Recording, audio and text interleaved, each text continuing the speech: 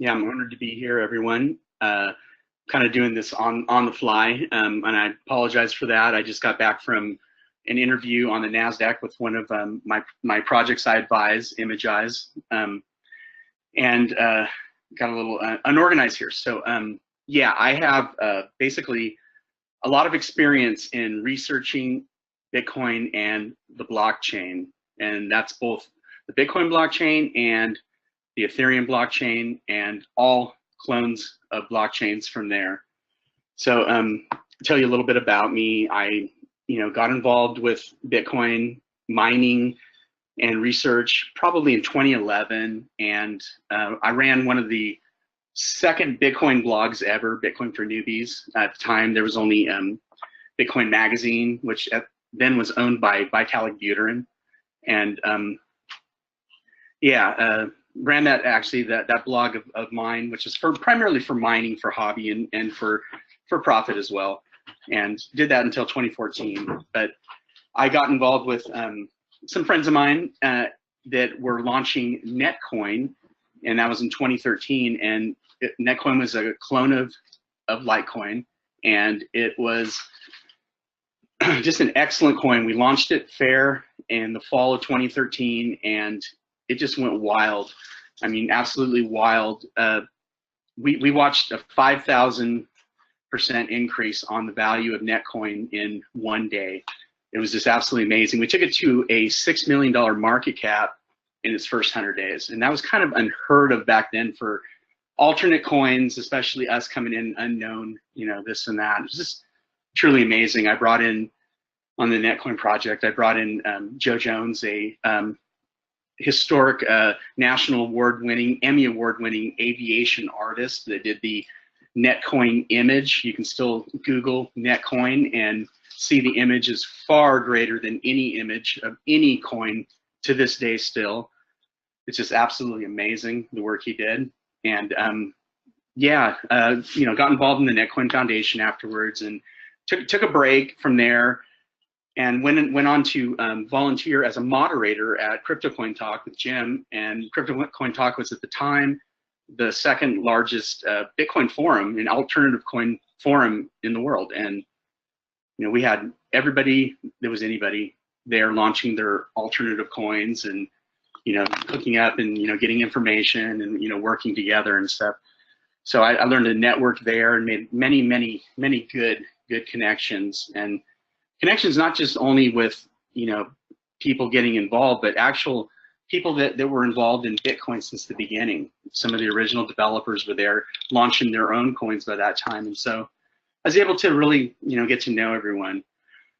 And from there, I 2014, I helped a lot of projects launch their blockchains. This is when I say launching their blockchains, it's not like a tokenized ICO or anything like that.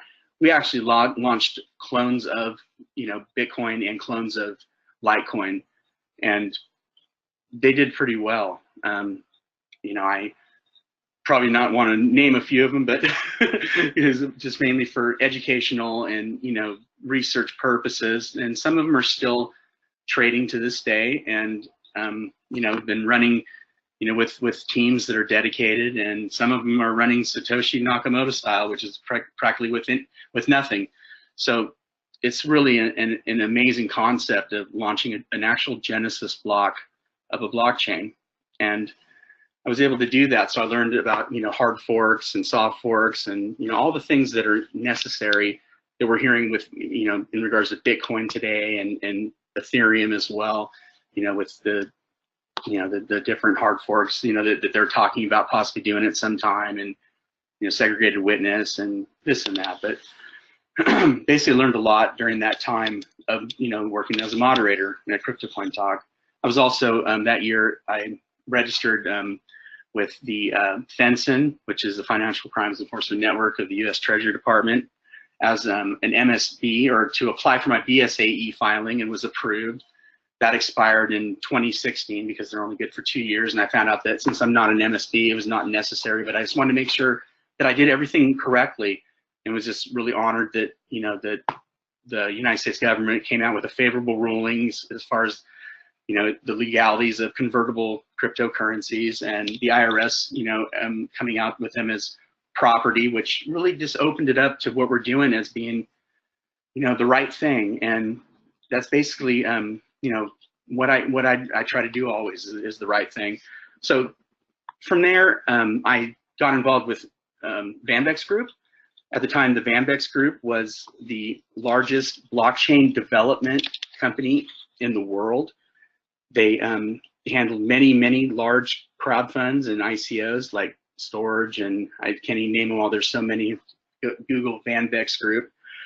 That was with Kevin Hobbs and Lisa Chang, and I worked closely with them as a biz dev, and that's where I learned a lot about the ICO concept, which at the time we called crowd sales and token sales, but it's basically an ICO in a sense. And after Vanbex, I went on to just advise various projects.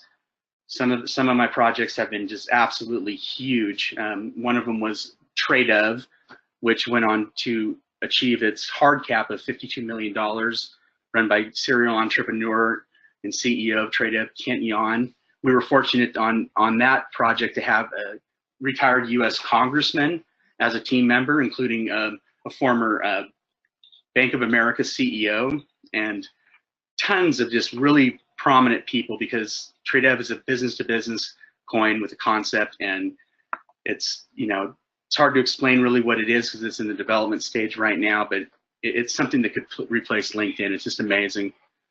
So I just something popped up. Was just really honored to be part of TradeOf and actually do something huge like that.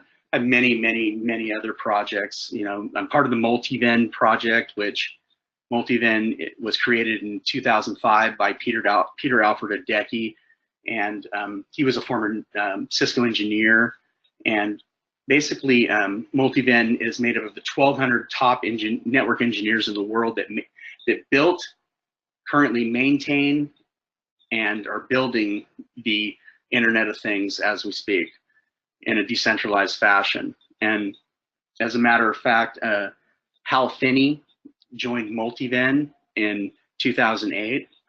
And, of course, Hal Finney passed away of ALS in 2014. And there's a lot of people that have, suspected that possibly Hal Finney was actually Satoshi Nakamoto, because Hal Finney received the very first Bitcoin transaction from Satoshi. But, I don't know if that's true. All I know is Hal Finney is amazing. He was a cypherpunk. He helped out in the PGP with, Zimmerman, and just did some amazing things as the cypherpunk movement and the cypherpunk list. And of course, with everything he dedicated to Bitcoin as well. Multiven even has a fund set up for, Hal Finney for the family. And my task is with the Multiven is I'm in charge of the Nodes in Orbit program, which is basically their space program. We're going to be putting up 11 nano satellites in low orbit, orbiting the Earth, that'll run basically Bitcoin, Bitcoin Cash, Ethereum, and other native blockchains, full nodes in space, controlled by Raspberry Pis and secure and decentralized, in order to allow this economy that's growing from cryptocurrencies and primarily, Bitcoin and Ethereum, to be able to withstand anything and continue to be always, decentralized and free.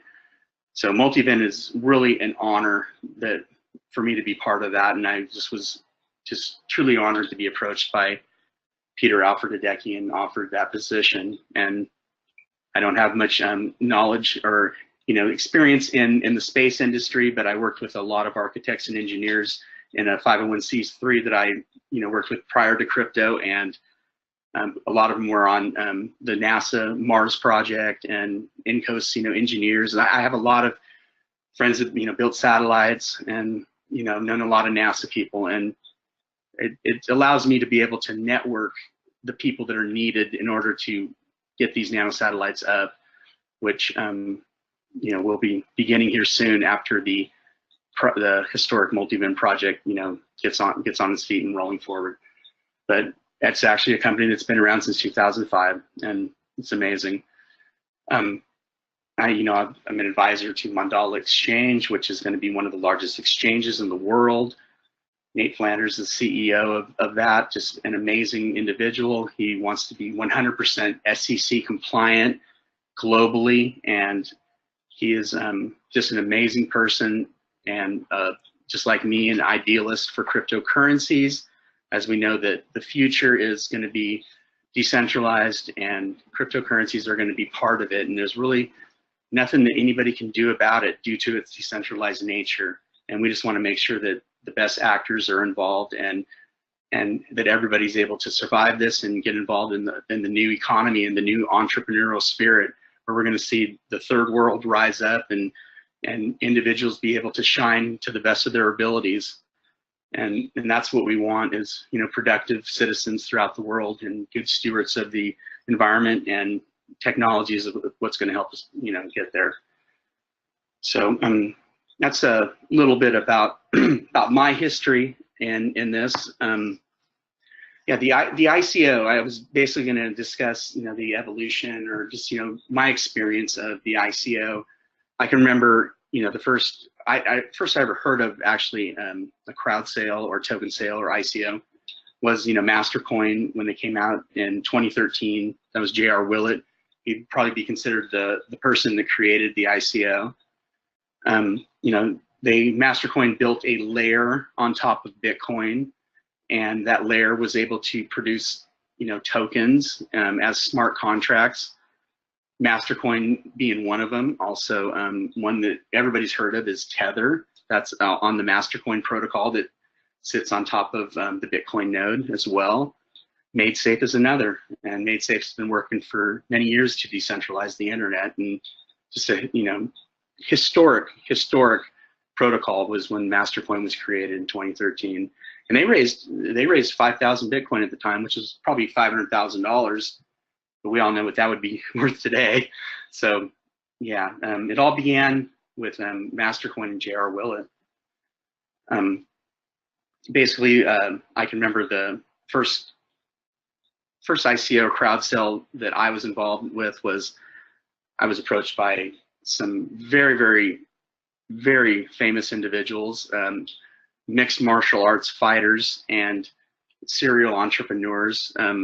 Peter Klamka, Stefan Bonner, Hall of Fame MMA fighter, Nick Blomgren, One Kick Nick. He's got the One Kick studio in Las Vegas and works with the Las Vegas Sheriff's Department and authorities for keeping the peace. And he's just an excellent. He's a 1975 kickboxing champion, but he's just a great individual. Helps kids and keeps the peace in the many clubs that he manages. And of course, Phil Baroni from New York, he was part of it as well. Adult actress Kat Dior was part of it. Yeah, just some absolutely amazing people.